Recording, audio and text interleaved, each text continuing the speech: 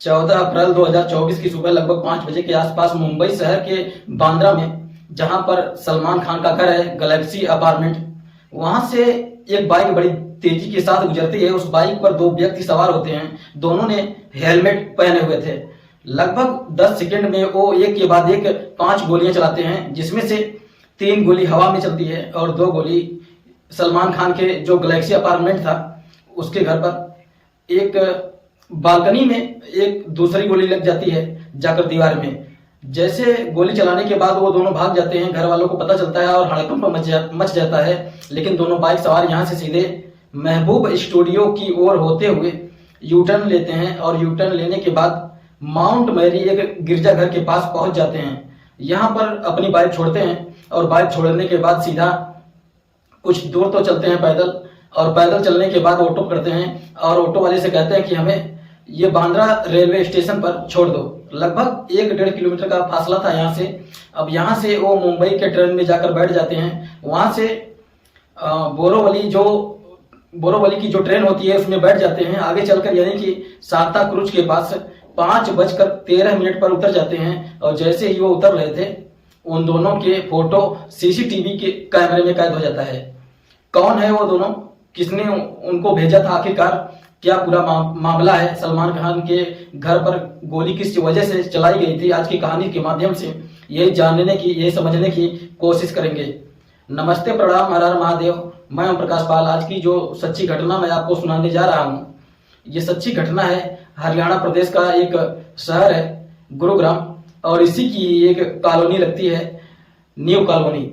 यहीं का रहने वाला एक व्यापारी होता है जिसका नाम सचिन मुंजाल होता है, जिसकी उम्र लगभग 40 साल के आसपास। उसकी माँ दर्शना देवी, पत्नी मोनिका, 2 बेटे होते हैं। एक का नाम गौरांश होता है और एक बेटा होता है नियांश, जिसकी उम्र 1.5 साल और 4 साल के आसपास होती है। 29 फरवरी 2024 को इन्होंने, इस परिवार ने फैसला लिया कि पंजाब के संगरूर में एक शादी है, वहां पर शामिल होने के लिए चलते हैं। अब यहाँ से जब घर से निकलते हैं तो घर से निकलने के दौरान लगभग रात के 10 बजे के आसपास का वक्त था। बच्चों ने जिद की, भूख लगी है, कुछ खाना खाते हैं। जब बच्चे जिद कर रहे थे तभी 29 फरवरी 2024 की रात को जिंद और रोहतक रोड पर लखन माजरा एक जगह लगती है, वहीं पर एक होटल होता है। उसी होटल पर गाड़ी रोकी जाती है और खाना खाते हैं और आराम से वहां से निकलते हैं।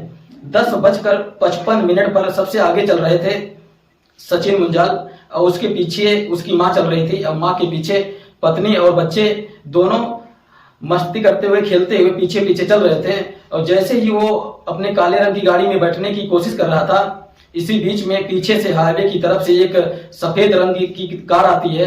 कार में 3 व्यक्ति सवार थे। वो गाड़ी उनके बीच बराबर में रुकते हैं और एक के बाद एक कुछ ही सेकंडों में 21 गोलियां चलती हैं।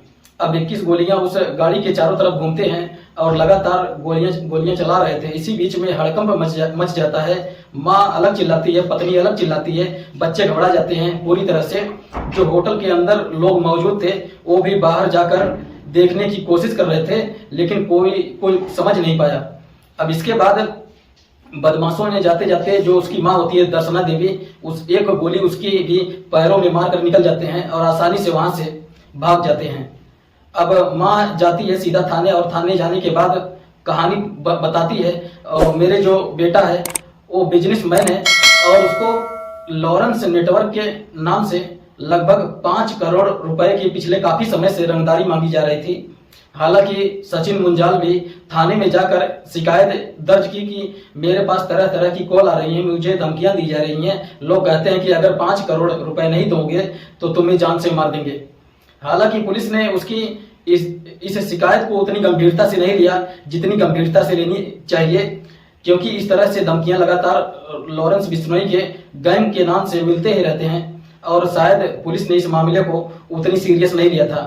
आखिरकार उसने अपना मोबाइल नंबर बदला लेकिन सफलता नहीं मिली और इसकी 29 फरवरी 2024 की रात को गोली मारकर हत्या कर दी जाती है। और जब इसकी पोस्टमार्टम होता है तो पोस्टमार्टम से पता चलता है कि उसको 12 गोलियां मारी गई थी और उन बदमाशों का एक ही मकसद था, इसकी हत्या ही करना, ताकि ये बच न पाए।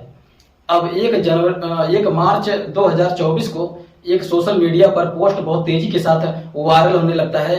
ये रोहित गोदारा नाम के एक व्यक्ति जो अमेरिका में फिलहाल रह रहे हैं, उस व्यक्ति ने ये जिम्मेदारी ली कि इस हत्याकांड को मैंने अंजाम दिया है और उसके पीछे का जो कारण था वो भी बताया। वही रोहित गोदारा है जिसने पिछले साल 5 दिसंबर 2023 को राजस्थान प्रदेश के राजधानी जयपुर में ठाकरों के एक बड़े नेता रहे हैं सुखदेव सिंह गोगामेडी, उसकी गोली मारकर हत्या हो गया था। इस हत्यारे को पकड़ने के लिए, गिरफ्तार करने के लिए तमाम तरह की आवाजें उठी थी, लोग सड़कों पर उतरे थे, लेकिन शायद एक साल के अंदर ही टाइम हो रहा है अभी इस मामले को, और अभी शायद इस मामले में पूरी हत्यारे पकड़े गए हैं या नहीं पकड़े गए हैं, क्या कोर्ट के तरफ से इसमें फैसला आया क्या नहीं आया, ये अभी शायद लंबा ही खींचेगा। यही कारण है कि बदमाशों को इसलिए सजा मिल जाती है और ऐसे ही चलता रहता है। लेकिन पुलिस ने सचिन मुंजाल की हत्याकांड के जब मामले की जांच पड़ताल करना शुरू किया है तो पता चलता है कि इसमें एक जो शूटर होता है, एक शूटर का नाम था विशाल उर्फ कालू, जिसकी उम्र लगभग 27 साल के आसपास, महावीरपुर गुड़गांव का वो रहने वाला होता है। और इस बदमाश को, इस शूटर को गिरफ्तार करने के लिए पुलिस लगातार महापुर उसके घर पर जा रही थी, चक्कर लगा रही थी। कभी एटीएस जाती है तो कभी एसटीएफ जाती है, कभी दिल्ली की पुलिस जाती है तो कभी हरियाणा की पुलिस जा रही थी, कभी रोहतक की पुलिस जा रही थी, लेकिन वो कभी घर पर नहीं मिलता था। घर पर मिलती थी उसकी बहन फिर या परिवार के अन्य सदस्य मिलते थे, और ऐसे भी बताया जाता है कि बहन को न कोई डर न कोई खौफ, और वो पुलिस वालों के सामने ऐसे मुकाबला करती है कि जैसे क्या उसे पुलिस का कोई डर ही खौफ ही नहीं है। जबकि एक व्यक्ति, एक व्यापारी को मारने के लिए थोड़ी बहुत नहीं बल्कि 12 गोलियां उसके सीने में, उसके शरीर में उतार दिए जाते हैं। अब पुलिस एक तरफ से तो ये जांच पड़ताल कर रही थी, लेकिन 14 अप्रैल 2024 की सुबह लगभग 5 बजे के आसपास मुंबई के अंदर, यानी कि बांद्रा एक जगह लगती है जो बहुत ही मशहूर पोस्ट कॉलोनी है। उस पोस्ट कॉलोनी में सलमान खान का गैलेक्सी अपार्टमेंट के नाम से अपना एक घर है, और सुबह के 5 बजे जब कोई गोली चलाता है तो पता चलता है कि वो अलग अलग हिस्सों, अलग अलग इलाकों से होते हुए गुजर रहा था। पता चलता है कि जो दोनों बाइक सवार होते हैं जिन्होंने हेलमेट पहना हुआ था, जब वो रेलवे स्टेशन पर थे तब उनका सीसीटीवी कैमरे में फोटो कैद हो जाता है। और ये फोटो बताया जाता है कि जो पीछे कैप लगाया हुआ व्यक्ति है, शूटर है, तो ये कोई और नहीं बल्कि वही है सचिन मुंजाल, जिसने रोहतक जिले में हरियाणा एक व्यक्ति की गोली मारकर हत्या कर दी थी। ये वही व्यक्ति है जिसका नाम विशाल उर्फ कालू है, जो कि सलमान खान के घर के बाहर 5-10 सेकंड में लगभग 5 राउंड फायरिंग करता है, गोलियां चलाता है और दहशत फैलाने का काम करता है। अब इसके बाद फिर पुलिस सक्रिय होती है, ये जानने की कोशिश कर रही थी कि आखिरकार ये कौन है कौन नहीं है, और इससे पूरा मामला क्या जुड़ा हुआ है, और सलमान खान को ये व्यक्ति क्यों मारने चाहते थे। इसी बीच में जो लॉरेंस बिश्नोई का, अनमोल बिश्नोई, एक फेसबुक पर पोस्ट करता है, और पोस्ट करने के बाद ये जानकारी जुटाने की कोशिश कर रहा था। साथ ही पुलिस को जो अपनी जांच पड़ताल में जुट जाती है, तो पुलिस को एक जगह जो कि माउंट मैरी गिरजाघर होता है, वहां से एक बाइक मिल जाती है। उस बाइक को यही दोनों शूटर इस्तेमाल कर रहे थे।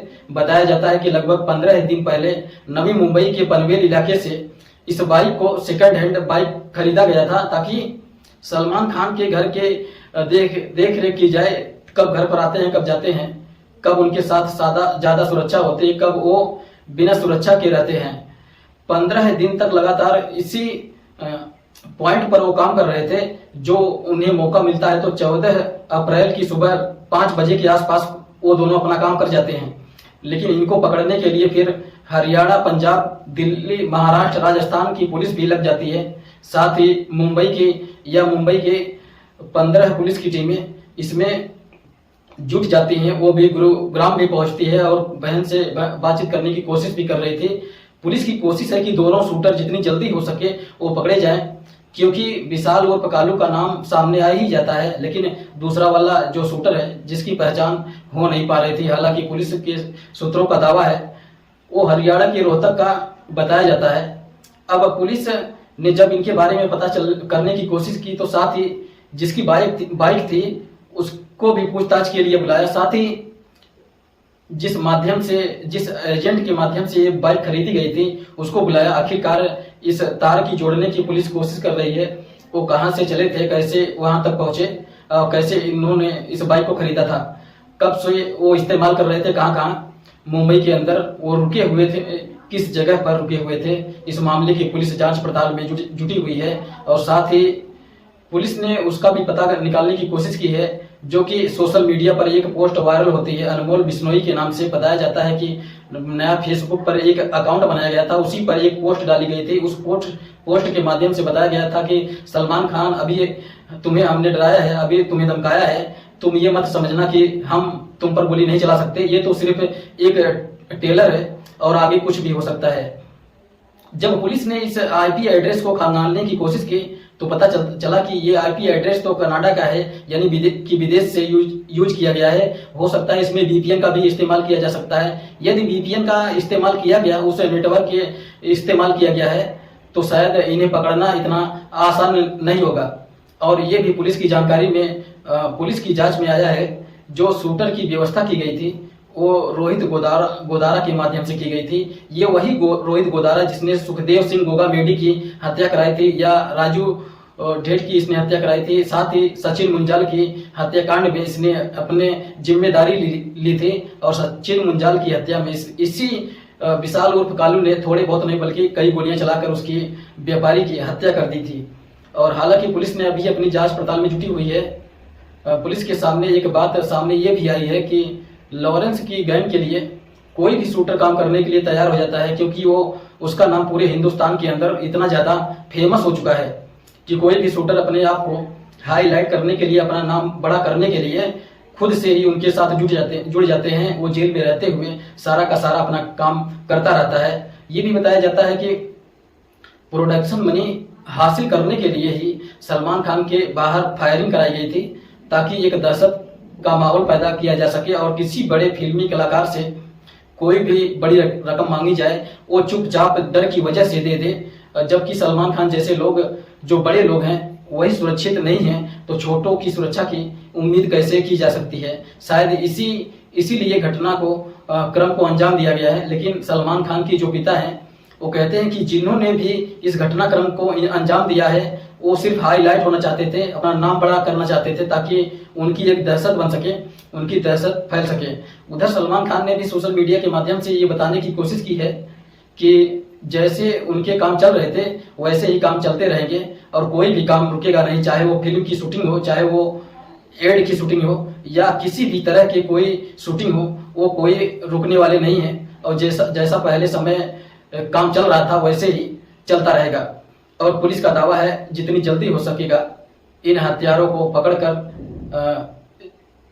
जिन पिछली घटनाओं में शामिल थे या इन्होंने जो दहशत फैलाने की कोशिश की है, उनको किसी भी कीमत पर बख्शा नहीं जाएगा। और महाराष्ट्र प्रदेश के मुख्यमंत्री एकनाथ शिंदे भी सलमान खान से फोन पर बातचीत करते हुए कहा कि अब चिंता करने की कोई जरूरत नहीं है, जितनी जल्दी हो सकेगा हमारी टीम काम कर रही है। इसमें ANI भी लगी हुई है और बताया जाता है कि ATS भी इसमें इस जांच में जुट सकती है, तो जितनी जल्दी हो सकेगा इस बार लॉरेंस बिश्नोई गैंग का खुलासा हो सकता है और बड़ी कोई कार्रवाई भी हो सकता है। दोस्तों, पूरे घटनाक्रम को सुनाने का उद्देश्य किसी को परेशान करना नहीं है, किसी का दिल दुखाना नहीं है, बल्कि आपको जागरूक करना है, आपको सचेत करना है। और जहां भी रहें सुरक्षित रहें, अपना ख्याल रखें। जय हिंद, जय भारत।